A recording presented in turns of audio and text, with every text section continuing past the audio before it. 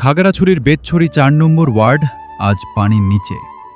চারদিকে শুধু থই থই পানি আর ঘরবাড়ি হারা অসহায় মানুষের নীরব কান্না। এই কঠিন বিপদে যখন বানভাসী মানুষগুলো বেঁচে থাকার জন্য ছটফট করছে, ঠিক তখনই পরম মমতা নিয়ে তাদের পাশে এসে দাঁড়িয়েছেন খাগড়াছড়ি জেলা বিএনপি এবং দীঘিনালা উপজেলা বিএনপির সর্বস্তরের নেতাকর্মীরা। নিজের জীবনের তোয়াক্কা না করে বুক সমান পানি ভেঙে তারা অসহায় মানুষের ঘরে ঘরে পৌঁছে দিচ্ছেন জরুরি ত্রাণ। বিএনপি যে শুধু ভোটের রাজনীতির দল নয়, বরং বিপদের দিনে মানবতার এক নীল নক্ষত্র।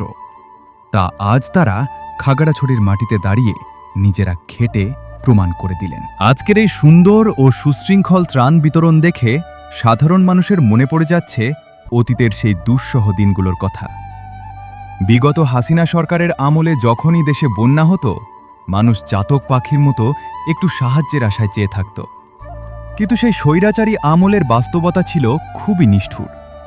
যেখানে মানুষের হাহাকারে আকাশ বাতাস ভারী হওয়ার কথা, সেখানে আওয়ামী লীগের নেতাকর্মীরা ব্যস্ত থাকত ত্রাণের চাল চুরি আর আত্মসাতের উৎসবে।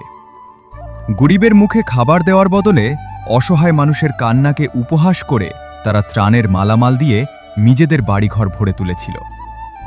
সাধারণ মানুষ তখন অনাহারে অর্ধাহারে দিন কাটিয়েছে, আর ত্রাণ জমা হয়েছে ওইসব নেতাদের ঘরে। কিন্তু আজ চিত্রটা সম্পূর্ণ আলাদা। আজ কোনো ক্ষমতার লোভ নেই, আছে শুধু মানুষের প্রতি বুক ভরা ভালোবাসা।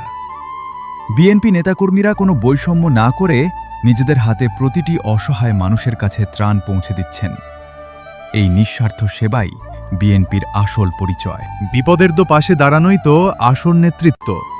খাগড়াছড়ি ও দীঘিনালা বিএনপির এই মানবিকতা আজ আমাদের সবার বুক গর্বে ভরিয়ে দেয়। স্বৈরাচারের কবল থেকে মুক্ত এই বাংলাদেশে আজ সাধারণ মানুষ তাদের কষ্টের অধিকার ফিরে পাচ্ছে।